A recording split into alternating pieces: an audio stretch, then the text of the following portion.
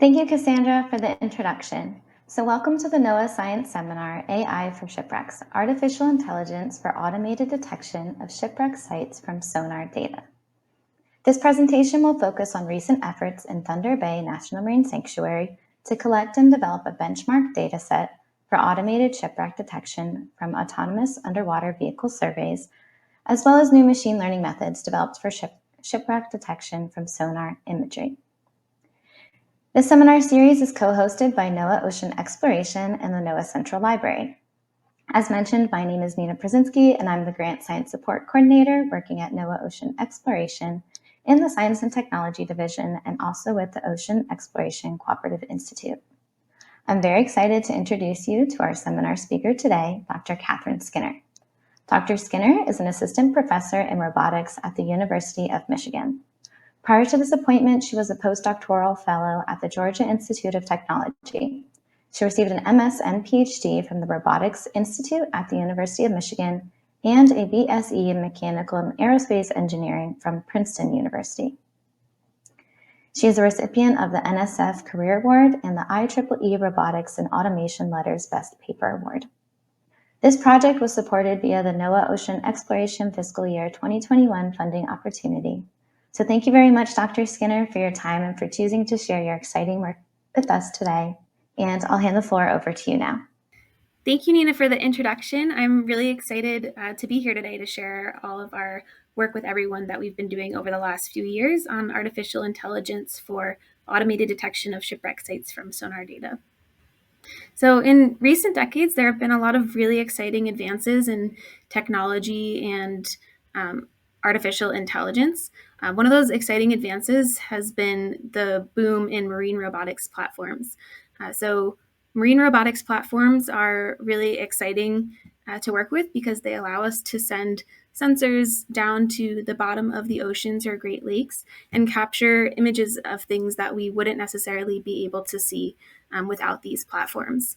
So these robotic platforms can really enable a lot of new science and applications that we just wouldn't be able to achieve without them. So today I want to talk a little bit about our work with marine robotic platforms and how this relates to recent work in artificial intelligence. And I'm going to focus a bit on a platform that we work closely with, an autonomous underwater vehicle, or AUV. You can see on the right, we have been working with the IVER AUV, which is operated by the Great Lakes Research Center at Michigan Technological University. AUVs in general are really notable for being highly maneuverable. They're relatively cost-effective because we can deploy these vehicles from a boat and we can send them out to collect data. We don't necessarily need to follow closely behind them. So they're relatively cost-effective in terms of operations. However, there are some limitations that are important to note. So one is that we don't have access to GPS and we don't have access to Wi-Fi underwater. So while these vehicles are doing their missions, we have pretty low communication with them. So generally we see them deployed and then we wait on board the boat to see what they return with. Another limitation of deploying these vehicles underwater and different sensors underwater is that operating in underwater environments is really challenging. So camera imagery, which is something that we rely on a lot, especially for robotics on land, looks much different when we deploy it underwater. So you can see here an example of an underwater image.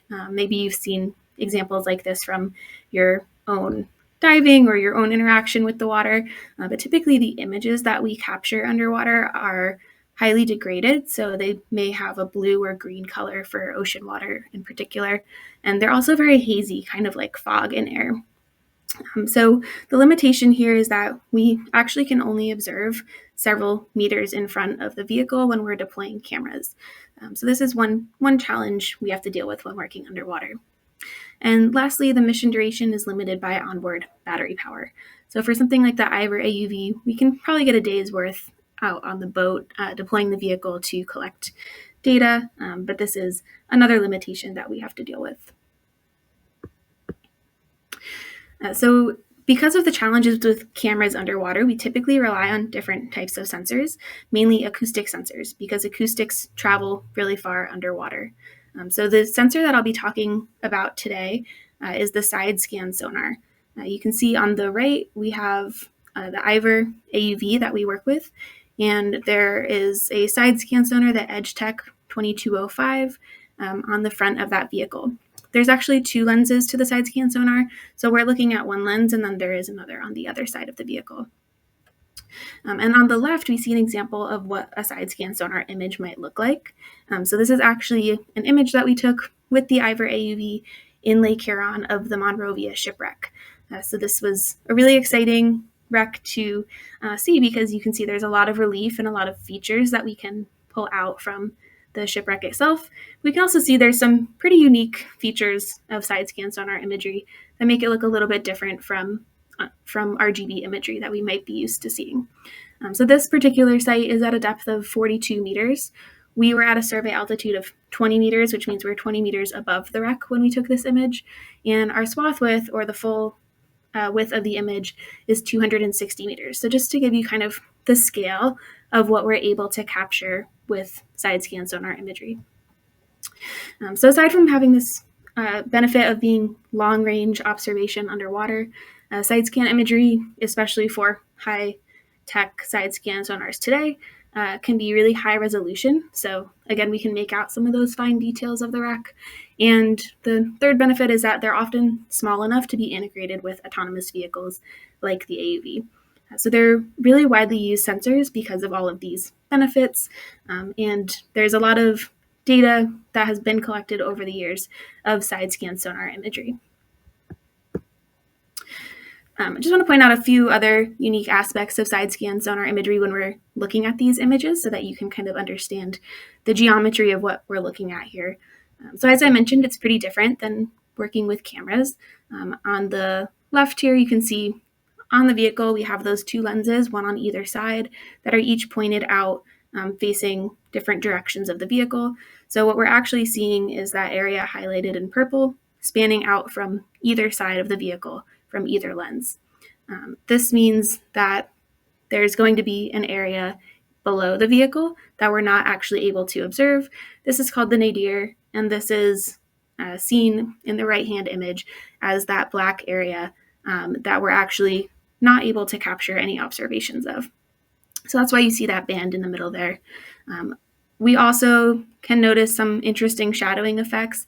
So once an acoustic ping hits an object and is returned, it won't be able to see anything past that point that it hit on the object. So this is why you see some really stark shadowing effects due to high relief objects in particular. So it's pretty unique geometry that we're working with, and this leads to, a unique image that's a little bit different than what we are used to working with on land. And some of these differences can lead to really interesting challenges to interpreting side scan sonar data, both for humans and for machines. So there's a couple of challenges I already pointed out, like these acoustic shadows. Those acoustic shadows really hide anything that might be behind the wreck itself, so they can kind of obscure what we're looking at in the image. In general, there can also be a lot of noise or distortion, especially depending on how you collect the data. So if we collect the data too close to the surface where there are wave conditions, there can be some wave distortions visible in the image. And some of these are possible to correct for, but just adds an extra layer of complexity when we're working with side scan sonar images.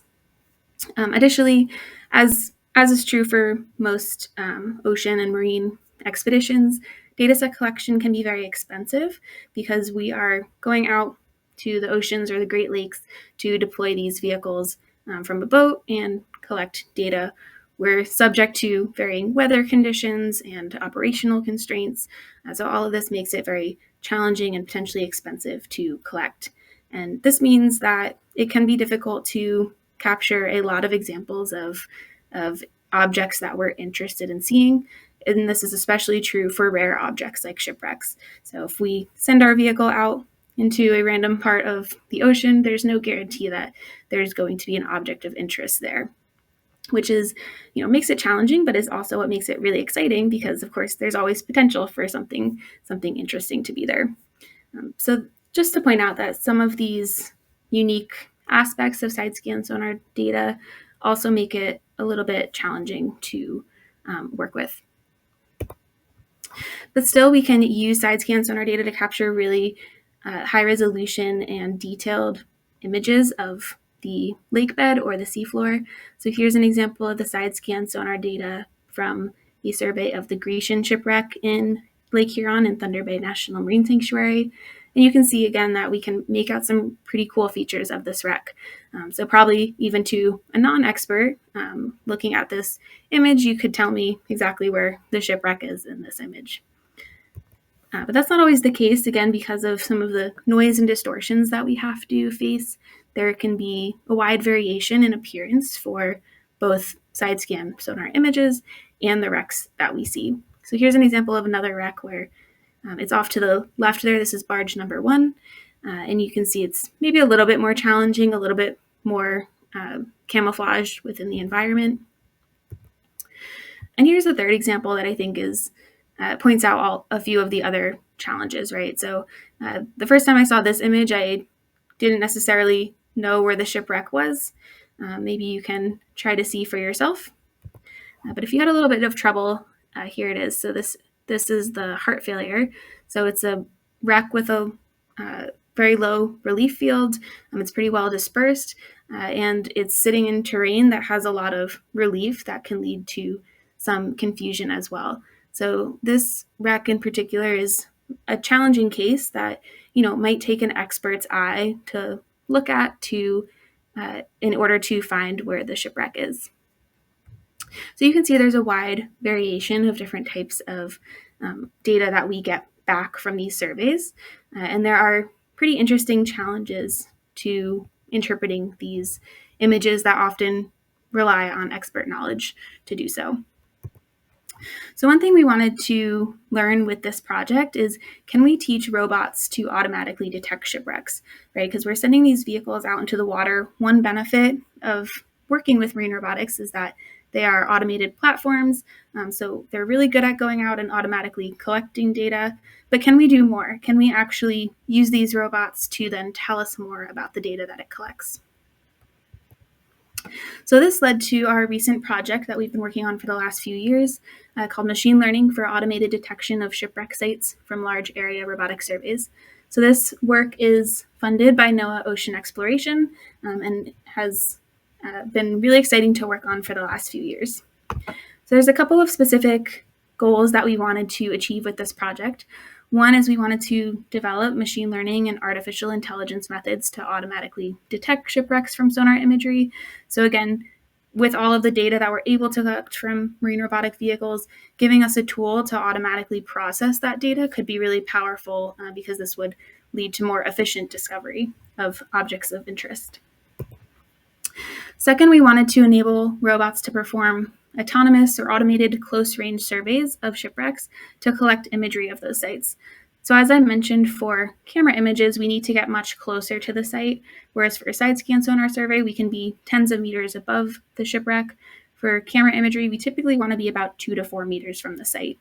So this can be really challenging for current robotic systems because we need to be able to safely plan to survey the site without getting too close to the wreck that we risk running into it, and without being too far that our camera images are not usable. So in this work, we wanted to see if once we detected shipwrecks in side scan sonar imagery, can we then plan to go back and automatically collect imagery of these sites? And then lastly, we wanted to increase the accessibility of data collected for underwater exploration in order to enable future innovation for discovery in the oceans and Great Lakes. So there has been a lot of advances made on land, especially if you think about autonomous vehicles on land, like autonomous driving. A lot of these advances have been made because of increased access to data and software to carry out machine learning tasks. So we wanted to bring this accessibility to the marine domain as well, and work to improve access to both data and software for deploying robotics and machine learning systems for tasks like shipwreck detection in the Great Lakes. And I should say this work has been a collaboration with my co-PIs at Louisiana State University, Professor Karina Barbalotta, and at Michigan Tech, Professor Tim Havens. All right, so I'm going to start with the third aim first. So the first goal was to increase accessibility of data for working on machine learning applications for shipwreck segmentation from side scan sonar imagery. So a lot of this work was carried out over the past 2 or 3 years in Thunder Bay National Marine Sanctuary. Thunder Bay National Marine Sanctuary is a really unique site, and the boundaries of it you can see are highlighted in red. It's a very large area of Lake Huron that is unique for its abundance of shipwreck sites, of known shipwreck sites. So there's approximately 100 known shipwreck sites and 100 suspected shipwreck sites yet to be found.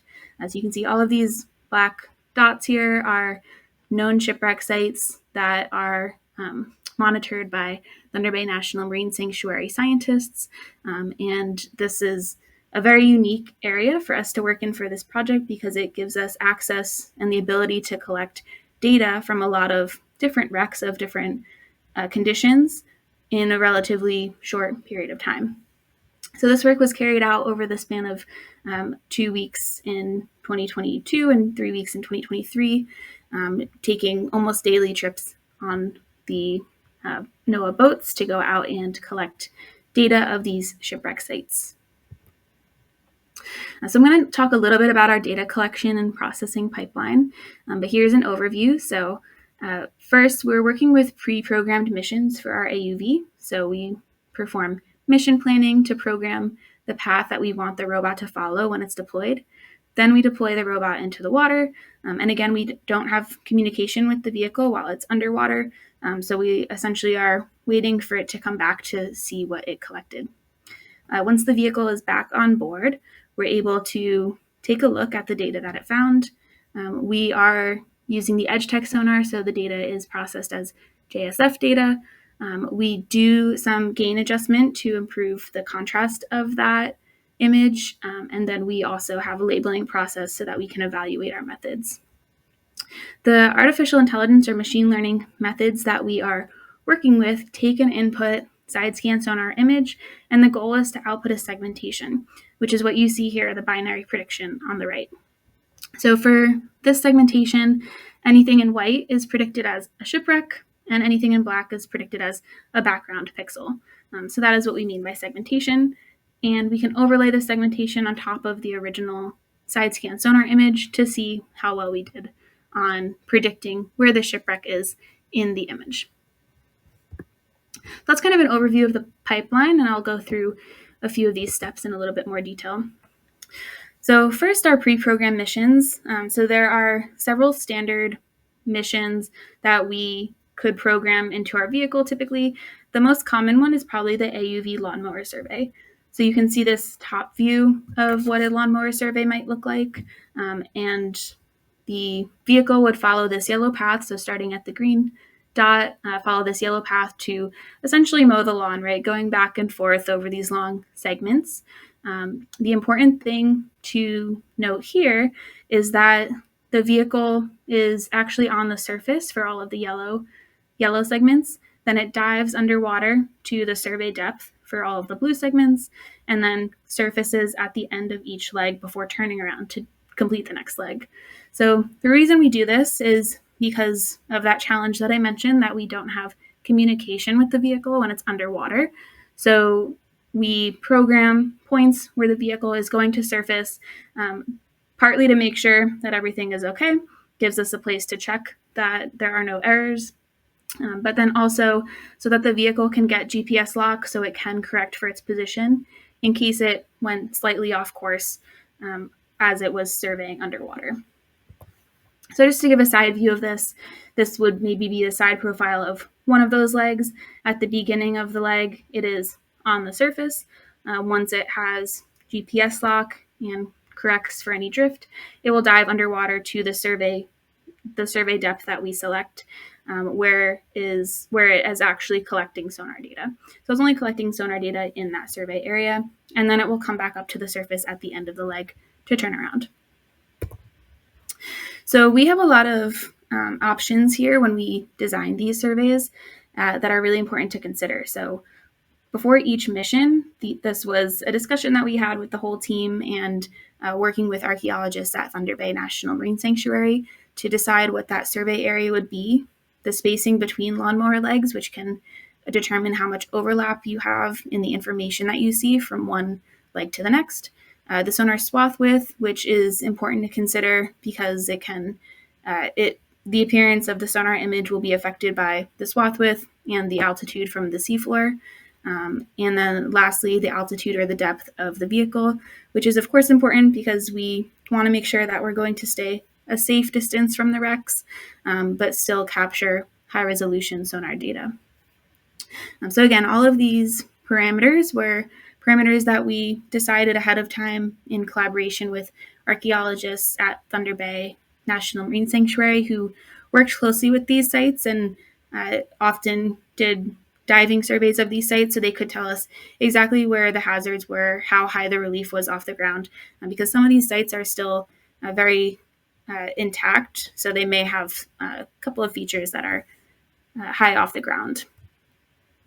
So we designed our pre-programmed lawnmower survey, and then we get to deploy the AUV for a search mission. So for this project, we worked off of NOAA-operated boats.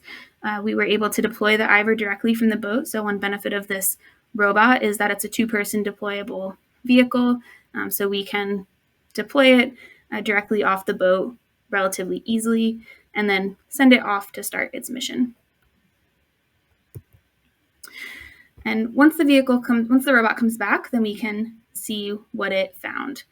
So here's an example of what we might see on the boat when we upload the data from the robot itself. So this is always the really exciting part because we get to, get the robot back on the boat. We don't know exactly what it's seen if we programmed our survey correctly. So it's really exciting to see these images of the side scan sonar coming in as we are recovering the data from the vehicle. So this is a side scan survey of barge number 1. And you'll notice sometimes I visualize these images in orange, sometimes in black and white. They are showing the same information, but the orange can have a little bit more of a nice visual effect, I think. So this is what's known as a waterfall image because it's kind of falling like a waterfall. So we often refer to these side scan sonar images as waterfall images. So over the course of the 2 years of fieldwork, about 5 weeks of fieldwork total, we were able to visit 29 different sites, which again is really unique because of our work in Thunder Bay National Marine Sanctuary, that there is just such an abundance of known shipwreck sites that we're able to access so many in such a short period of time. We covered a wide range of site depths, so anything from shallow water sites that were about 3 meters deep all the way up to almost 80 meters of depth. And the wrecks themselves varied in size as well. So the smallest wreck we surveyed was about 24 meters, and the longest wreck we surveyed was about 162 meters.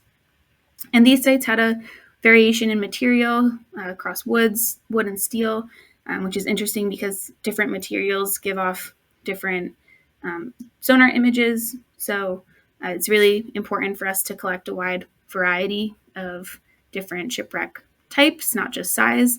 And then we also surveyed a couple of potential distractor objects that could look like a shipwreck to a non-expert and might fool our artificial intelligence methods for detecting shipwrecks. So in particular, we surveyed an artificial reef site, which I will show an example of in a little bit, just to have some distractor examples that could trick us. And then the terrains don't vary too much in this local environment, but we did get some variation in terms of sand, silt, silty sand, sandy silt, mud, and then some limestone bedrock as well. So we have some variation in terrain as well. So the next goal, aside from collecting all of this data, was to see how current machine learning methods will actually perform on this segmentation task. So one thing we looked at was benchmarking state-of-the-art supervised learning approaches. Supervised learning means that during training, the network has access to both the input sonar image and the output ground truth label. So for training, it's really learning this mapping from side scan sonar image to this binary prediction on the right. One limitation of supervised learning is that we need to actually have these labels for training.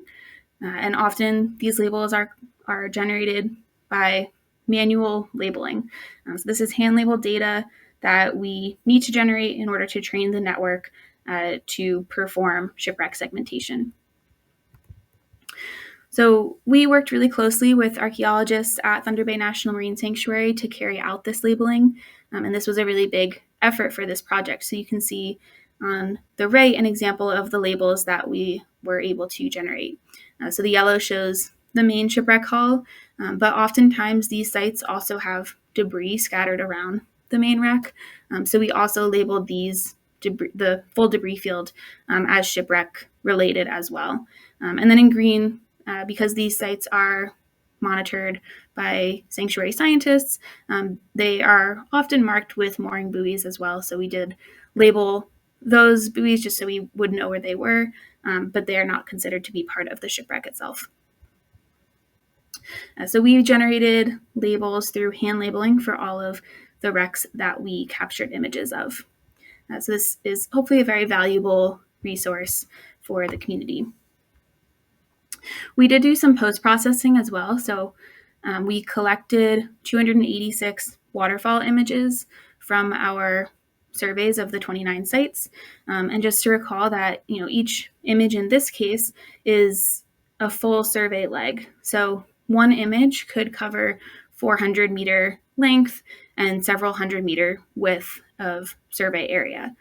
So working with these images is a little bit unique from working with standard images that we collect on land. The second unique aspect is that all of these image lengths are going to be different from one another because depending on the site that we were surveying, we altered our survey parameters. So we were able to export these images using Discover software, which is available for the EdgeTech sonar system. And we do apply some normalization to the sonar image intensity, which helps to increase the contrast. And we did find that normalization did have a very big impact on our machine learning performance. So something that I think is worth investigating in the future more closely. But once we have these full waterfall images, we pad them to a standard size, and then we crop them to be square 1728 by 1728. So again, the spatial dimensions in metric distance will vary across all of our images, but we have now cropped all of the images to be fixed size for input to our network. So lastly, out of all of these 286 waterfall images, 161 contain shipwrecks. So we do have a lot of images that are just of general terrain, either because we expanded our surveys beyond the extent of the shipwreck during survey time, or because we collected terrain data on purpose to give our network variety. The next decision we had to make was our train test split. So we used a 50-50 train test split, which means half of our data went into training and half of our data went into testing. We split by site to make sure that during test time or during train time, we wouldn't see any of the sites that we were trying to evaluate during test time. And another decision we made was to balance for site diversity across the train and test splits. So we looked at 3 different axes of diversity that we noticed in our images that from our own experiments seem to have an effect on results. So the first is wreck condition. You can see at that top right there, some wrecks are really intact, really clearly stand out from the terrain, and they gradually get less and less intact depending on the site. So this was a label that we worked with marine archaeologists to determine what those categories are and what the levels of wreck condition would be. We also balanced for sonar image quality. So we have a sonar image quality metric that essentially measures the appearance quality of the sonar image and sorts out the differences in sonar image quality. Lastly, we looked at terrain type. So this was a little bit more challenging to determine And what we settled on was appearance of terrain. So we have smooth terrain where we don't have a lot of distractor relief or visual patterns. We have some small features, which might be small ripples or limestone patterns. And then we have areas that have large features, which could be relief or it could be in appearance, these really large patterns that are reflecting off the seafloor. So we balanced our train and test splits to have balance across these three qualities so that we wouldn't have, all of the intact shipwrecks in training and then test only on the not intact ships. So we have some equal distribution of these features across training and testing. So here is a map of all of the sites that we have in our data set and some examples. So you can see the red shows the sites that were automatically put into the test set, and the yellow is sites that were automatically put into the train set. And then we also have some general terrain sites as well, just to give some additional data for general terrain that doesn't necessarily have a shipwreck site within it. So going back to our benchmarking task, once we have our data processed, we looked to state-of-the-art methods for this segmentation task. So here are results across 6 different methods. And if you want to find references for each of these methods, I refer you to our paper. But you can see that for the supervised learning task, a lot of the state-of-the-art methods actually perform pretty well. So they're able to detect the general shipwreck site. I would say where there are challenges is in actually refining where the boundaries of those sites are. And of course, these examples show mainly the shipwrecks, but when we look at the segmentations across the full terrain, there may also be false positives as well, where it thought there was a shipwreck that there wasn't. But you can see based on the input sonar image for 3 varying wrecks and the ground truth that supervised learning, even for this small data set, can do pretty well on this task. So we've released this data as PNG files with all of the associated labels as the AI4Shipwrecks dataset. So you can find it at this link, and if you go to this link, you'll see some examples as well as some accompanying software to help you work with this data. We released this data as PNG files to be easy to work with, but we will be uploading the raw data as well in the future. So this leads us to our next work, which was developing new machine learning methods to help address current challenges to the shipwreck segmentation task. So this led us to develop STARS, which addresses shipwreck segmentation when we don't have access to real labels for training. So this work was really motivated by looking at current state-of-the-art methods for sonar segmentation. All the prior sonar segmentation methods rely on manually labeled real data. And as we saw in our own efforts to label our shipwreck data, even for a small number of 29 sites, this was a very, very time-consuming task, right? This took more than weeks, probably months of collaboration between our teams and the sanctuary scientists to help get hand-labeled data for both training supervised methods and also evaluating these approaches. So labeling is expensive, and the second observation we made is that although there's a very large amount of publicly available sonar data, because we're considering shipwrecks, these are rare objects.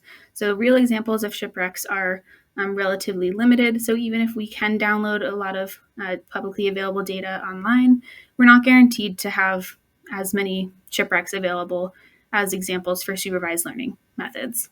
So we wanted to ask the question, can we learn to detect shipwrecks without seeing any real examples during training for these really challenging applications where the objects that we care about are rare and it's really difficult to collect and label large data sets that contain these objects for supervised learning? So this led us to develop STARS, which performs zero-shot sim-to-real transfer for segmentation of shipwrecks in sonar imagery. For STARS, we trained the network with simulated data. We're inspired by anomaly detection methods, which I'll talk about in a second. And our results show a 20% increase in segmentation performance compared to other baselines that did not have access to real labeled data. So just an overview of the STARS network. For training, instead of training on real data, we generate a synthetic data set that has real terrain, and we project simulated shipwreck examples onto that real terrain. We actually have a process to break up the shipwreck, so it appears to be kind of like a debris field that we might expect from real images. And then that synthetic training image is input into STARS for training. Because it is a synthetic image and we know exactly where we put the simulated ship, we actually get the ground truth for free. So our simulator can automatically generate the predicted segmentation. We don't have to do any hand labeling, which is really nice for our team. Then at test time or inference, we input a real sonar image and we can output the prediction from our network. So you can see on the left here, our STARS network shows a nice segmentation for this real sonar image, even though it hasn't seen any real examples of shipwrecks for training. We compared this to other methods that were tested or trained without real examples, including sim to real methods and domain adaptation methods, and these methods still fail. And this is because simulated data has what's known as a sim to real gap, in that it looks quite different from real data. So there's always going to be this gap if you train only on simulated data to testing on real data. This is a lack of generalizability to be able to make that leap between what the simulated data looks like and what the real data looks like. So in our method, we actually incorporate some unique architectures to overcome this gap. Just to give you an example of some of the simulated data that we generated, we randomized for terrain. So again, we used real terrain projections of real terrain from our terrain data we collected. And then we projected simulated ships where we varied ship type, orientation, and fracture patterns. Simulated data is really fast to generate, so we were able to get about 10,000 images. And again, we get the ground truth labels for free. So this becomes our training data for our network. I'll just point out a couple of the unique aspects of our network, but refer you to the paper for more details. So one is that we designed our network inspired by anomaly detection methods. So you can see on the left here, our network actually has two branches, a student and a teacher branch. The teacher branch sees examples of general terrain, which is real data that does not contain shipwrecks, and also the synthetic image, which is real terrain that has simulated shipwrecks projected on top. So what the first part of the network is really trying to do is detect whether there is an anomaly, which in our case is a shipwreck site of interest from that general terrain.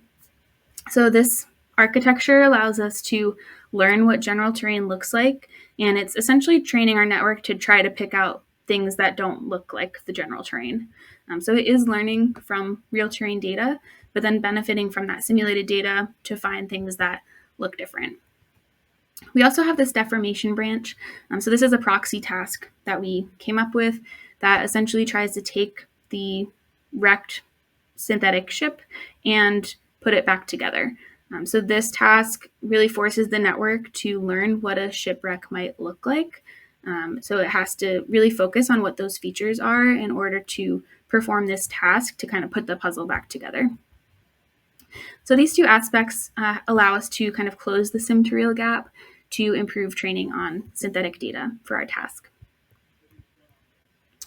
And we compared our method to other methods trained without examples of real labeled data, and our method outperformed these prior works when we have access to the same data set. And again, I'll refer you to the paper for references and more details here. But just to show some qualitative results, so again, the input is on the left here.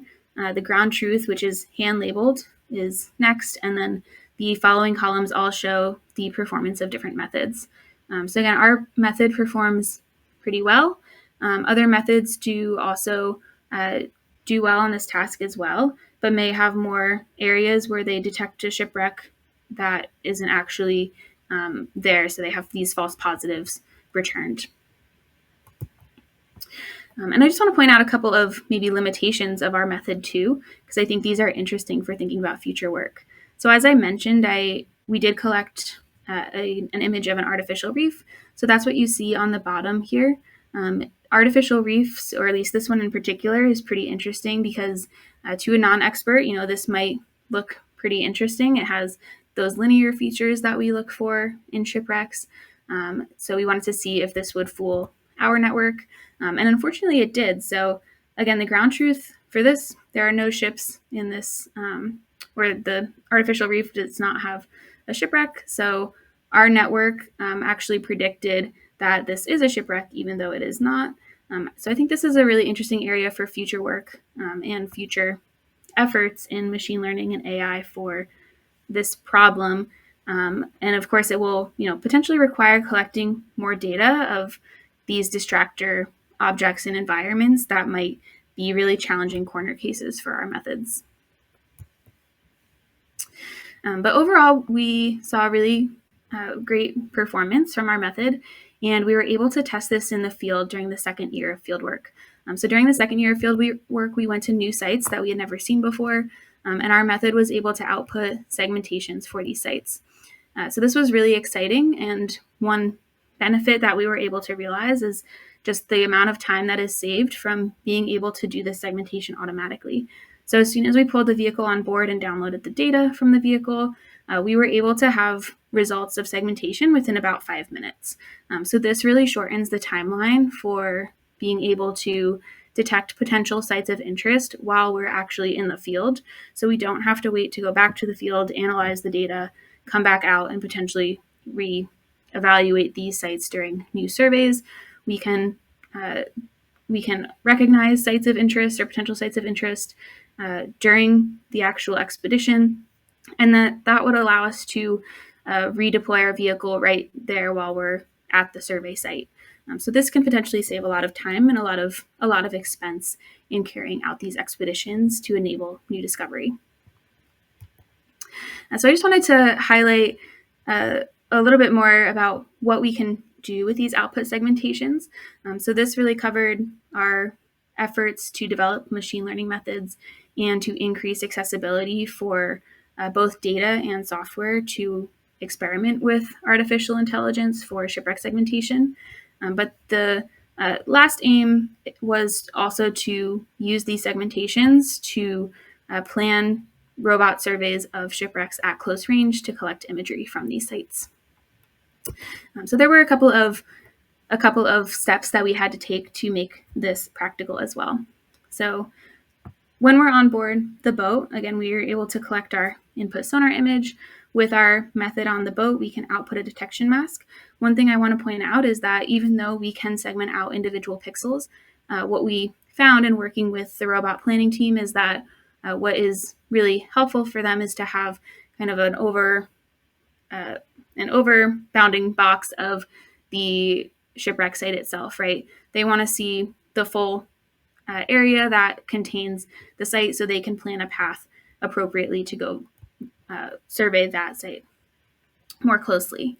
So we took our pixel-wise segmentations and expanded them to a full detection mask, and that was used by the planning team to plan a survey within that segmented mask that would both be close enough to the site to capture imagery, but far enough to the site that we don't risk interacting with the site in any way. Once we had these sites or these surveys planned, we were able to deploy vehicles with underwater camera systems. So this is ROV Bruce and ROV Dory, and these vehicles were deployed by Louisiana State University, so our collaborators at LSU. The ROV Dory has stereo cameras, so 2 cameras facing downward. Stereo cameras are valuable because they allow us to have depth perception. So similar to how our eyes are able to perceive depth, stereo cameras allow robots to perceive depth. So we can compute 3D structure from stereo cameras. Both of these vehicles also have a monocular or single camera facing forward, and that's mainly just so that we can navigate with piloted vehicles if needed, or so we can just monitor how the survey is doing, so that if something were to happen, that the vehicle got too close to the shipwreck, we could stop the mission. So both of these robots have tethers, which is this yellow wire on the bottom, so we are communicating with them during the survey, but these vehicles were modified to operate autonomously for the path planning missions. So we deployed these vehicles for close-range imaging surveys, again, using those pre-programmed, or using the missions that we computed from the segmentation that we got from our AI method. And this is an example of what we were able to see. So this is the Monahans shipwreck, and this is a piloted survey, although we were able to do autonomous surveys of the site as well. And this is relatively close range, so we can really make out the features of the shipwreck site. And this is a relatively shallow site, but it's interesting because it has a few features that are spread out more from the site, like the boiler over here. So once we are able to collect these images with our vehicle, we can take all of the images and compute a 3D reconstruction or 3D model of the site as well.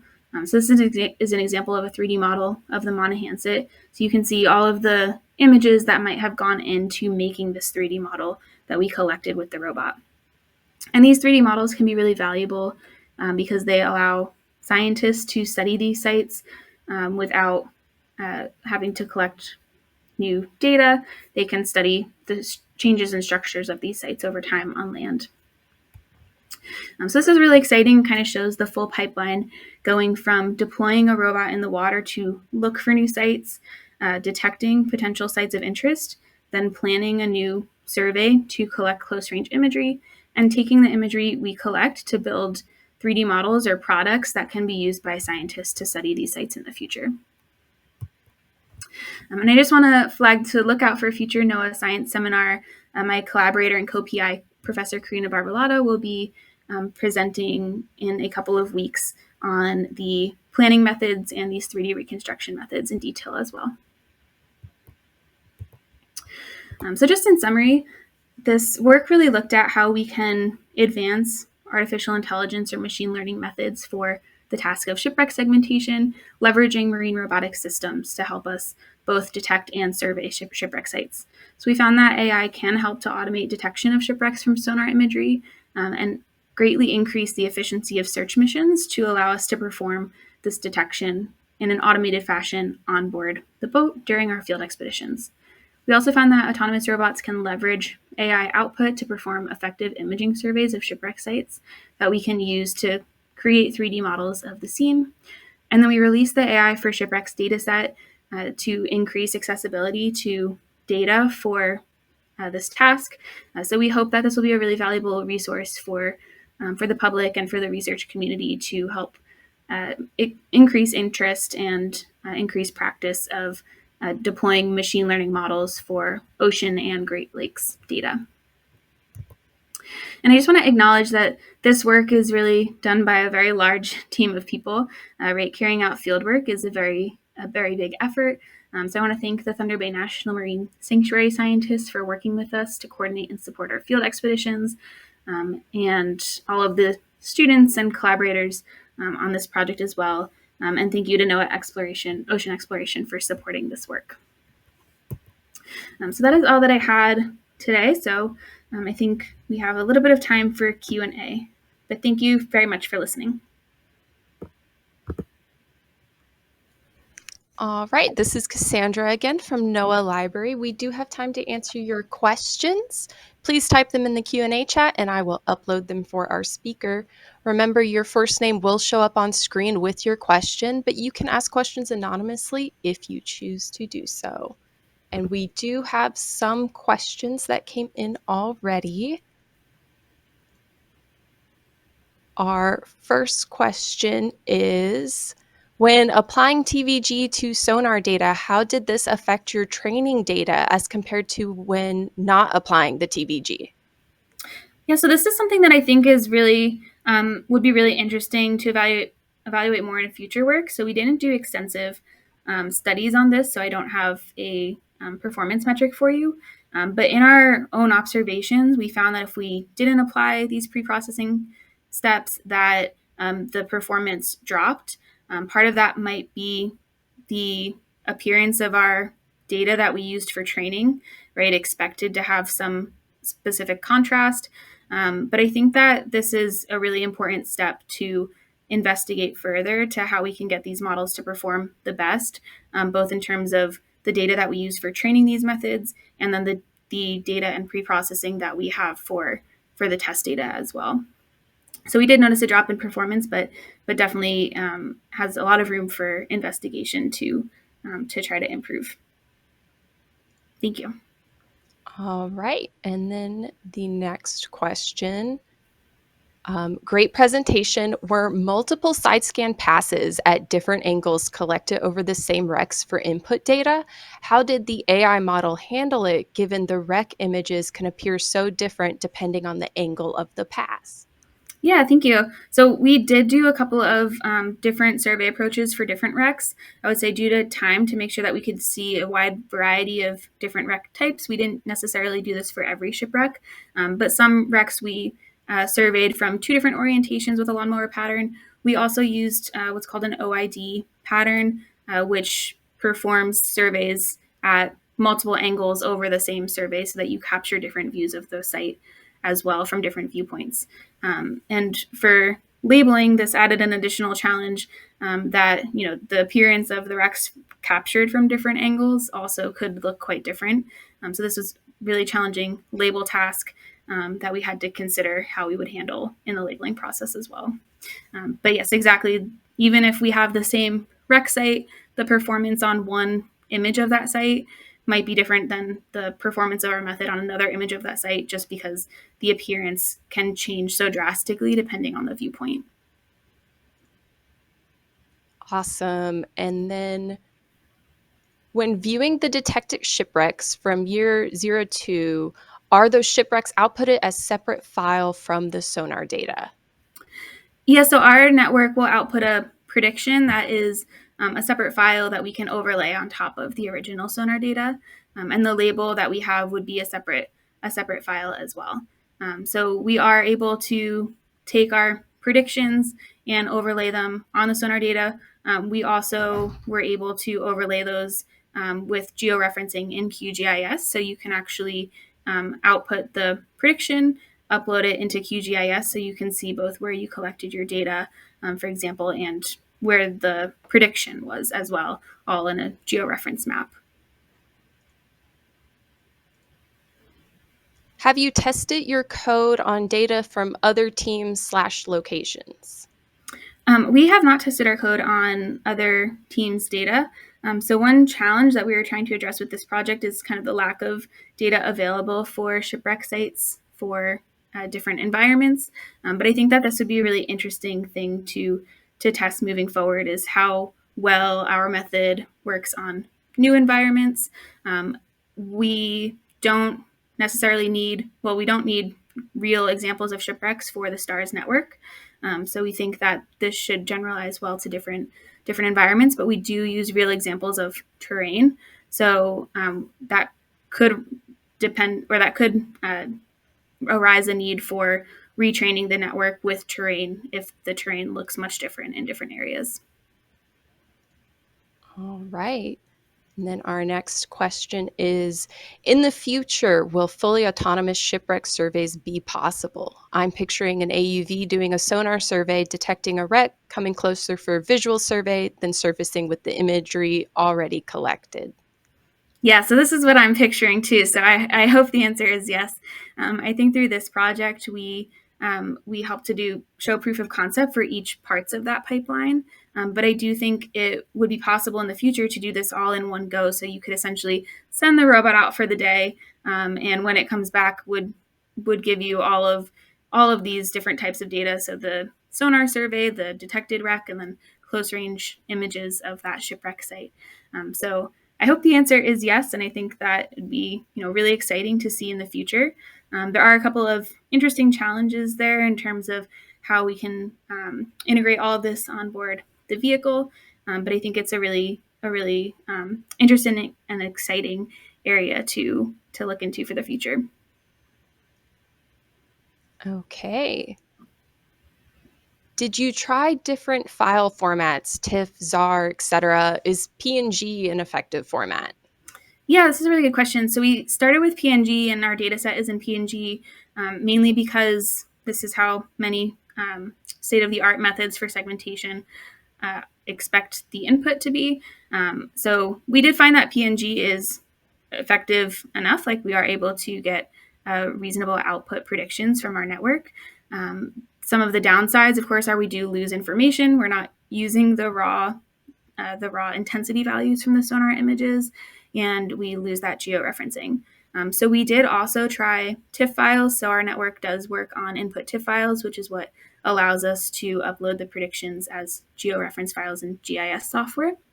That is possible, but we didn't experiment with providing the network necessarily with the raw intensity values. So we are still doing a couple of pre-processing steps in between there. So I think that this would be really interesting, not just from the TIFF files, but from the actual raw sonar data like the JSF files. So this is what we're currently working on, is to release that raw data so that other researchers can investigate how to use the raw data itself for machine learning methods. All right. And then our next question, do you expect to make your system/code available to other science teams? If so, how? Yeah, so the data set is available with the PNGs, and as I mentioned, the raw data will be available in the future. The code that we have available right now is to run the benchmarking experiments, so you can run the data through state-of-the-art methods or your own methods, and then perform the evaluation with our labels. All right, and then it looks like we had one more question that just came in. Oh, just a comment. Kudos to the team for publishing the training data set. Open science is great and everyone should do it. Thank you. I agree. I hope that this is a really useful resource for the research community and for the public as well to gain interest in this area. All right, it looks like all the questions that we had come in, and we've only got a minute left, so that's good timing for us. Nina, did you have any final comments before we end today's seminar? Yes, thank you. I wanted to really thank Dr. Skinner so much for sharing your amazing presentation with us today, and thank you, Cassandra, for facilitating. Also, thanks to the audience for all of your questions. I know we were all very excited to hear about this project today.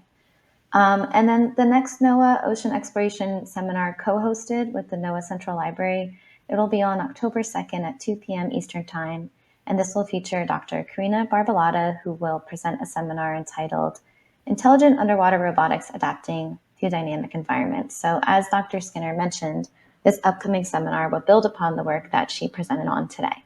So make sure to mark your calendars, and more information will be coming out shortly. And thanks everyone again for joining, and have a good rest of your day.